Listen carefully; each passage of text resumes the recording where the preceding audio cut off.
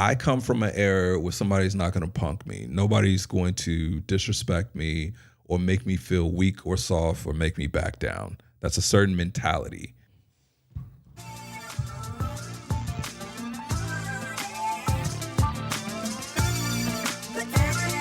$1,000 million moments of fulfillment is what makes me a humble billionaire. 1,000 million life lessons that were learned and applied is how I reached fulfillment.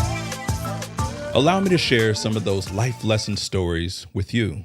Welcome to Storytime, Episode 6, Preview, from the No Advice Needed podcast. My neighbor almost got me arrested. My neighbor almost stopped me from being a cop. My neighbors were being unneighborly, so I had to get them to stop. It was about midnight when police officers finally showed up. At that point, it was peaceful. 6 hours earlier, it wasn't peaceful. This was around springtime in 2006. The officers knocked on my door, and I answered. Little did they know, and little did I know, that I would be a police officer in 10 years. They asked me for my contact information, and then they asked me the question, what happened? Well, that's always an open-ended question. And I've learned as a police officer, typically asking when did it happen kind of narrows it down to what specific event they're talking about during that day, whatever incident occurred. But what happened was, well, in 2006, and we'll go broad term, in 2006, I was 2 years out of the military. I was 10 years away from being a police officer. I was in the settle down phase with my wife, Latasha, and we had our kids and we moved to this court. It was a long court, maybe 18 houses total in the court. It was this street called Timberwood in Old Natomas. Now we moved there, and I was actually a partial owner of the property as well as kind of landlord. My family owned that particular property and was renting it out. I made a deal with my parents that I would have my friends, young adult friends, come rent out the various rooms. Now, that was a whole life lesson in itself. There were many things that went wrong. Those are all different types of stories. And there were also things that went right.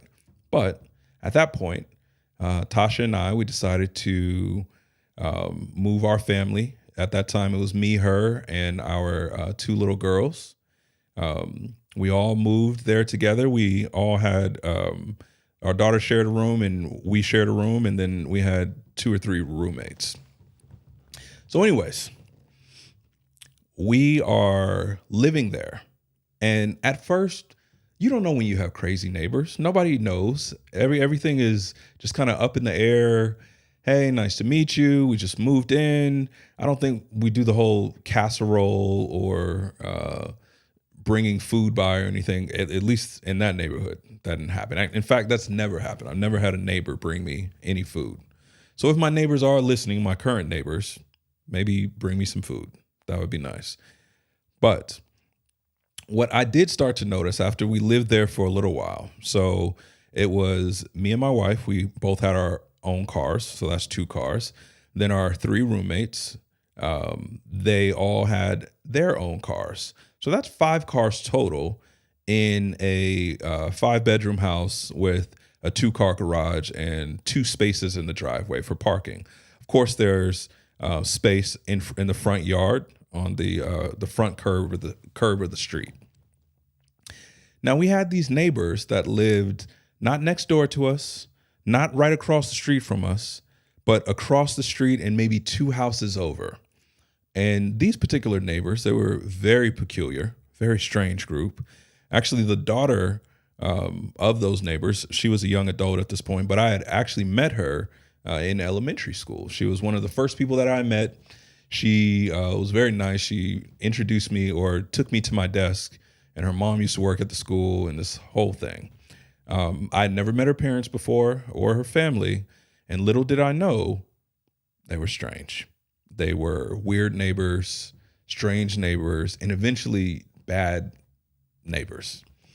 And so, but you don't notice these things at first. So one day I came home, and this is before the incident where the cops came, let's say maybe 3 months earlier. I come home and I notice that the neighbor that's across the street and 2 houses over, their pickup truck is parked directly in front of our house. Now, by that point, 3 months, we've already set a routine. Me and Tosh, we get the driveway. We park our cars in the driveway. The other roommates, they park along the street in front of the house. In fact, it wasn't always set that me and Tosh would get the driveway. It's pretty much whoever got home first would, out of the roommates, out of everybody that lived there and out of everybody that had cars, whoever got there first would be able to park their cars in the driveway. And so there would be times where I got home later, so I didn't get to park the car in the driveway. And that was okay because I would park in front of the house and it would be fine in front of our house. Now, of course, this is a public street, so not only can we park anywhere along the public street, but so can our neighbors. But I come home one day and there's this pickup truck. It's the neighbor's pickup truck, and he parked it directly in front of our house. And I look over at his house, and there's empty spaces, and there's an empty driveway. He doesn't park in his own driveway. It's a little weird. Okay. He doesn't park in front of his own house. It's a little weird. Okay. But he has this big pickup truck. He parks directly in front of our house. Okay. That's fine. I'll just park down the street.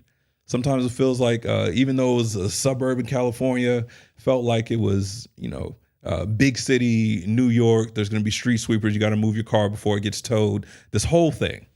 But fine. I have to walk an extra, 200, 300 feet or whatever to get inside the house. But after a long day's work, I'm really just anticipating either walking from the driveway to the house or from the front sidewalk, the front of our house, the curb on the sidewalk to the house. It's just strange. I don't know why the neighbor's doing that. It's very, very strange, very weird. Okay. So what happens from there is it wasn't just the one day. I came home the next day. The guy did the same thing. I came home the next day. The guy did the same thing. I tried to drive home sooner and get home early. Even on the days off, the guy would just park there, leave his driveway empty, leave the curb in front of his house empty. He would never park his truck in his driveway. And so it was weird. So I brought it up to Tosh at different times. I'm like, hey, he did it again. The guy keeps parking there. Isn't that weird? Ask my roommates, hey, what is he doing? Like, do you guys see when he does this? And they're like, oh, no, we're not really paying attention to that. And then weeks go by and everybody notices. Our whole household notices. So every time he does it, it turns into he did it again. Again. This is crazy. Why does he keep doing this? So me being a good neighbor, if I have an issue with another neighbor, I don't just call the cops. And please take cue of this. All the different people out there, try to solve your neighbor issues by actually talking to them. That might help before calling the cops. Because I go to those types of calls all the time where I ask them, hey, did you ask your neighbor to stop doing that? Or did you ask? And they were like, oh, no. That's why I called you guys, because, it's an actual crime for me to disagree or not get along with my neighbor, because it's not an actual crime. Anyways, neither here nor there. You call us, fine. We'll show up. Anyways, so the guy, he keeps parking there. I decide I'm going to go talk to him. I knock on his door. The daughter, actually, that I had gone to school with in elementary and first grade, she answers. I'm like, hey, so-and-so, hey, nice to meet you. Can I talk to your dad? Or nice to see you again. Nice to see you again. Can I talk to your dad? She goes to get her dad. The dad kind of comes to the door, but he really doesn't say anything. And then the mom comes up, his wife comes up, and she actually previously worked at a school, and it's this whole thing, and she was cool until she wasn't cool. So I'm talking to the mom, but I can see the dad. He's not really talking. And I'm like, hey, your truck, you guys park your truck in front of our house, but you don't necessarily use your driveway. Why do you do that? And the mom was saying, oh, it's a public street. We could park there. And I'm like, oh, okay, yeah, that's fine. But why don't you use your own driveway? And they were like, because we don't have to. We're not even discussing this. We're not going to discuss this. And I was like, oh, okay. And then she shut the door. So how do you think I took that? I'm not happy. The problem didn't get resolved. Still frustrated. And the truck was still parked in front of our yard. I have to look at this truck. By this point, I know the make, model of the truck. I know the color of the truck. I know if the tire tread is wearing down. It's annoying. It's pretty annoying, and I can't do anything about it. I didn't even think to call the cops. Didn't think about it at all. I just continued to let it build up and get more and more frustrated. So it came to a boiling point. So when the cops, they actually came 6 hours after the incident, they knocked on the door and they asked me what happened. I didn't go into that long backstory to give kind of history to why I did what I did. I just told them, hey, they did this, I did this, and that's where we're at right now. So it boiled over. I came home, I saw the truck. Tosh wasn't there. So I couldn't vent to her and let her know how frustrated I am, how frustrated I was. So what I did is I knocked on the door again of the neighbor's house. I asked him, hey, can you please just park your truck in front of your house or in your driveway? They answered the door. They looked at me. They shut the door. I was so mad. Like, we couldn't even discuss it. Like, reasonable people. So not only are they weird neighbors, but they're unreasonable neighbors. They don't even want to reason together. So I came up with what I thought could potentially solve the problem. And I don't know if I was really thinking clearly at that point. So on that day, it happened to be garbage day and recycle day. And all the containers are lined up on the side. And let me just bring up some of the things that I did even before this particular day. I actually, in order to get them to stop parking in front of our house, I would put our containers, our garbage containers, recycle containers, green waste containers, I would put it in front of the house to where they couldn't park there until I came back to move the containers so I could park there. Do you think they moved the containers? They sure did. They moved my containers.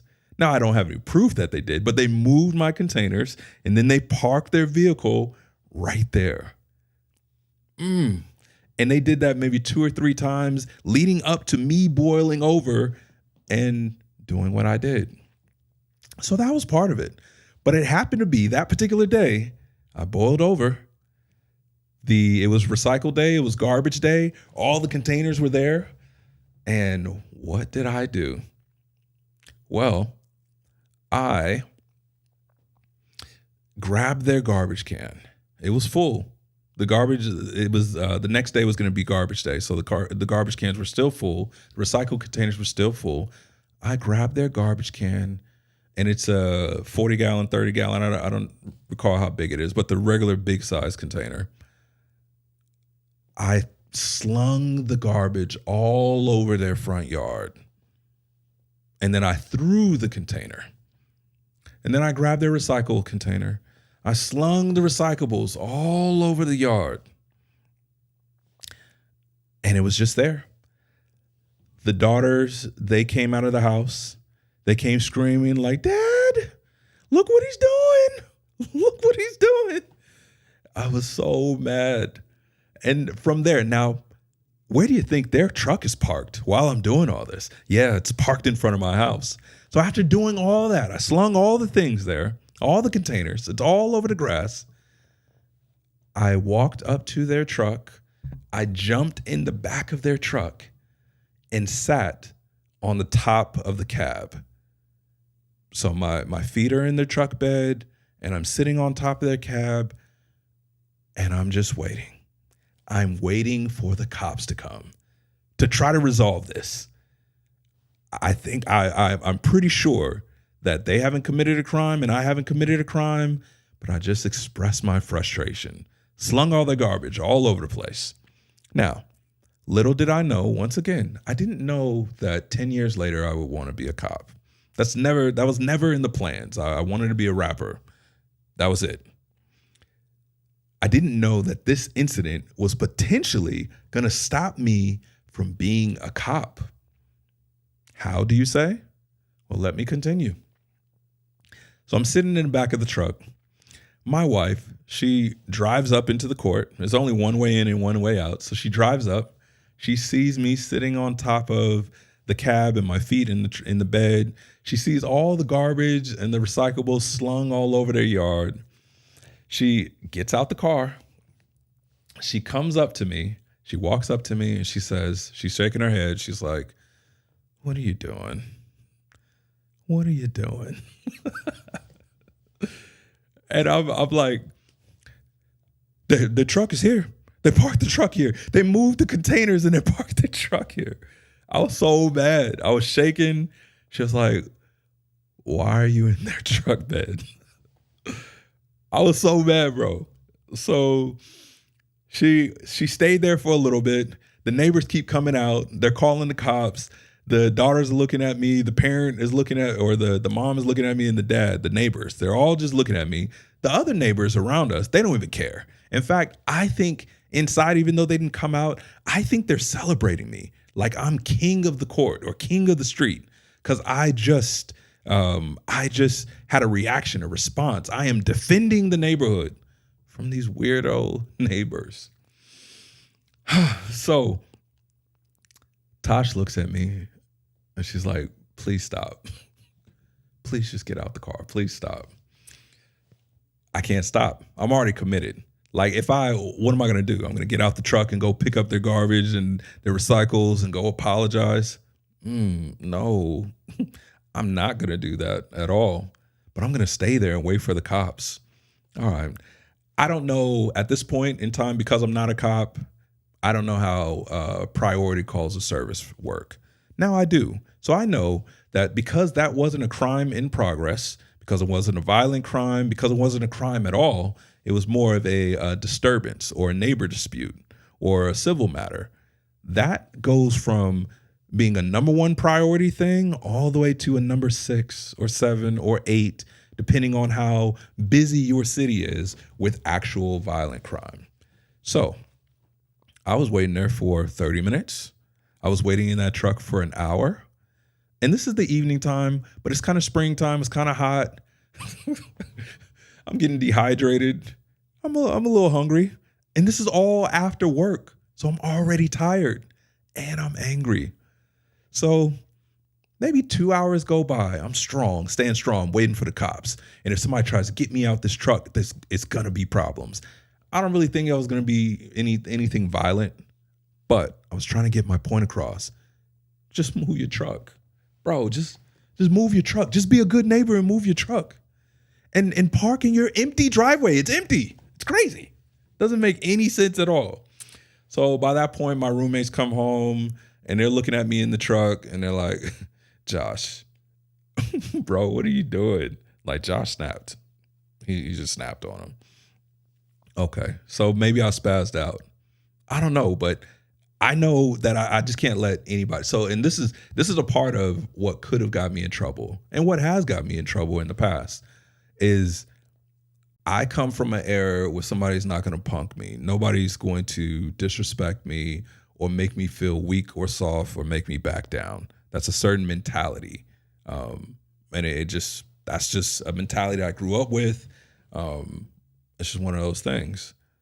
But if you keep that mentality going into adulthood and you don't learn how to maneuver around people, then you could potentially miss out on a prosperous future. So 2 hours later, almost 3 hours later, it's nighttime. I'm in the truck, sitting in the truck in the dark. Neighbors keep coming in and out. They get to go get water. They get to go get food. I'm still hungry. I'm proving a point right here. I don't care if I'm hungry or tired or thirsty. I'm making my point. So I finally get tired. I don't think the cops are coming. Nobody cares. Fine. They win. Their truck stayed there. It's probably going to stay there that night. My truck, my car is just going to park wherever it has to. I'm going to have to get over this. So I go inside the house. Tosh is like, so are you done? And I was done. I was defeated. I don't know who won. I think I lost. So anyways, I finally get some food. I get some water. I'm tired. I have to work the next day.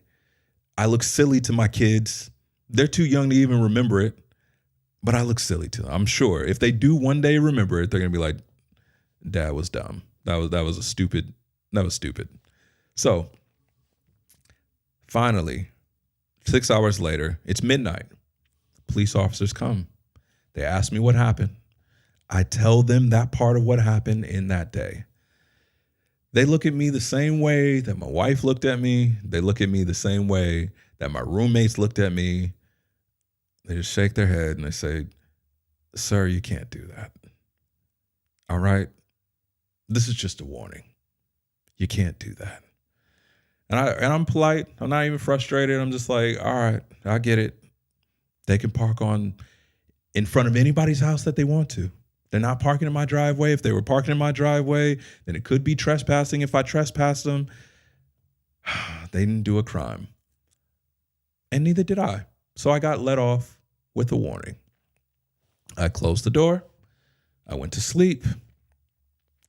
And the neighbors continued to do their craziness. In fact, it got so crazy that they ended up being on the news one day because they were putting foil all around their house, on the outside of their house, because they said that people were shooting laser beams into their house. So it turned out the guy had some type of mental health issue, and it's been an ongoing thing. And not only was he doing strange parking maneuvers, but he was doing foil. He was just wrapping his house like it was a leftover.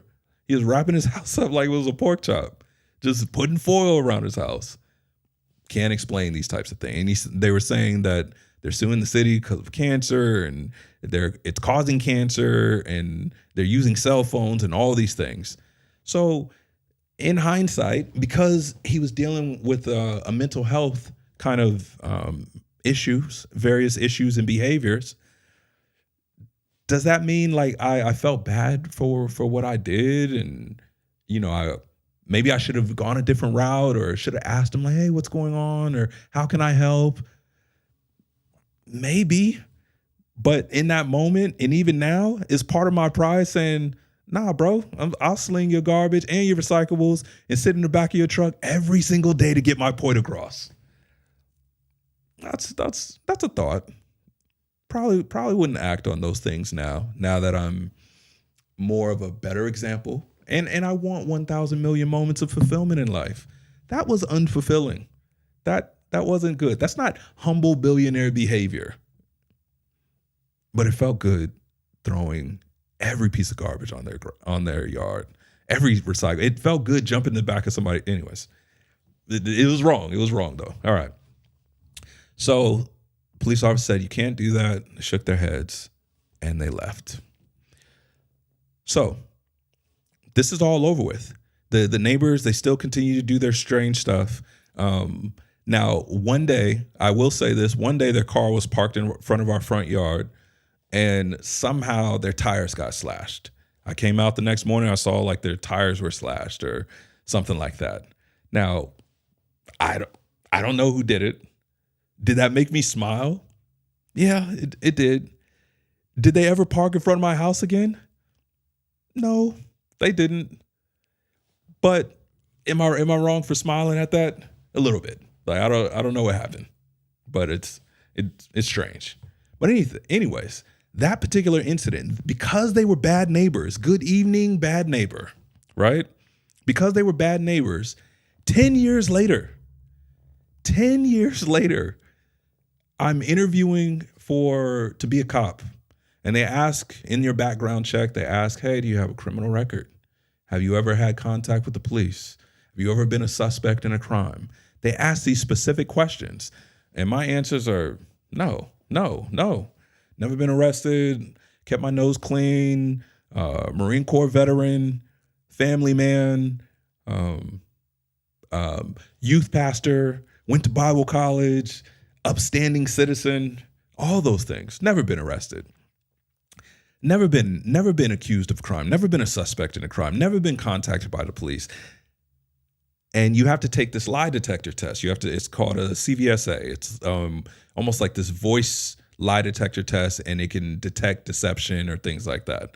So I'm taking the test, and eventually it comes back. They say, hey, well, there was actually deception in your voice with these particular questions.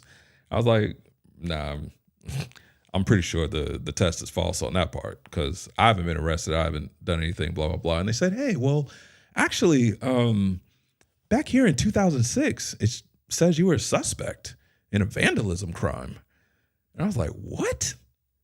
What are you talking about? No, that's a vandalism. Like I'm spraying graffiti on things or damaging things. Or I was like, when did this happen?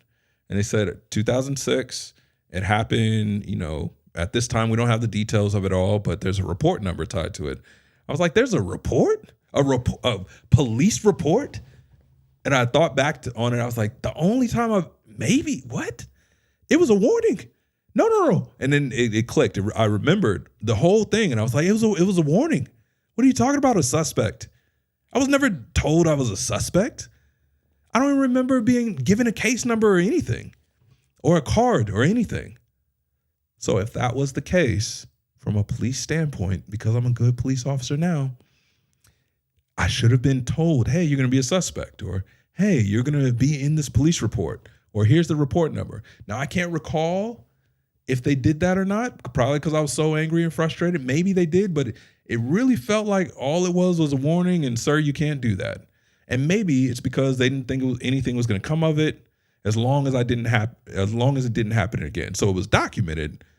Documentation is different from an actual police report.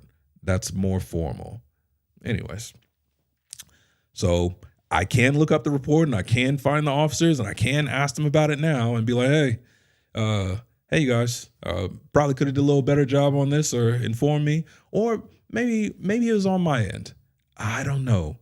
But at that moment, while I'm trying to become a cop and they think I'm lying about a particular incident, I'm scared. I'm nervous now. Am I going to get the job, or what's going to happen? Is this going to hang me up? I'm not lying. I'm not trying to lie about it. This is what happened. I told the background investigator, hey, this is everything that happened. This is, I don't know why this is happening. I instantly thought about this phrase. My neighbors were being unneighborly, so I had to get them to stop. Did I?